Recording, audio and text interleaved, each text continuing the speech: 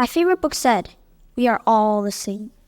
No matter how we look like, no matter the color of our skin, no matter of what type of clothing we wear. This is something we all want to believe in. But the reality is a bit more complicated than this. Hello, honorable judges, students, and guests. I have a story to tell today, and this involves all of us. On a peaceful afternoon in an Asian supermarket right here in Vancouver, one middle-aged woman yelled at her Chinese grandma, "Go back to your country!" When grandma was about to do something, the woman cut her off and shouted, "Do you speak English?" Grandma didn't know what to do. Let's pause here for a second.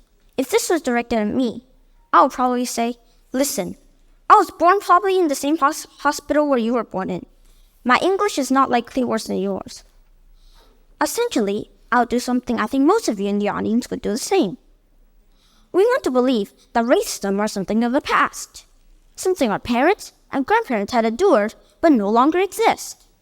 We want to believe that people are now more accepting and open-minded. Isn't what everyone said? There are TV ads, pamphlets, and podcasts all about that.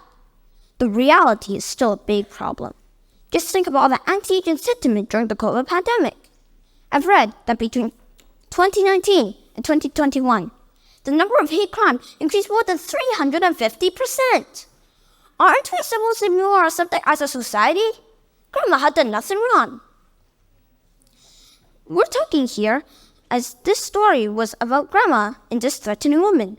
But I want to shift the focus here to talk about the people in the supermarket around Grandma. I call them the shadows.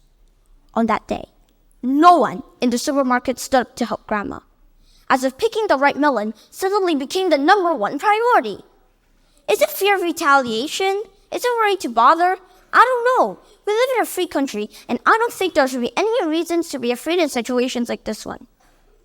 The event was then reported to the police or the supervisors in the markets. Here's the answer from the store people. Grandma doesn't speak English, so she will not understand what was said to her. This is a true story. So this is my understanding of this. Someone made a racist comment to a vulnerable person. The shadows didn't do anything. Those who became aware of the outrageous behavior blamed the victim for not being able to defend for herself. The event was then reported to the police for further investigation. RCMP took the matter seriously. They called this cause of disturbance.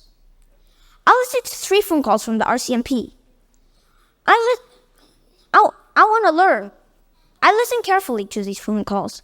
Next time, I'll know what to do. From this story, we can learn by saying we are equal is certainly important, but that is only the basics of change.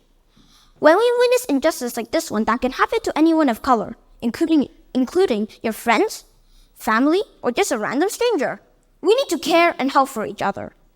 After asking you to physically confront the instigator, violence leads to further violence.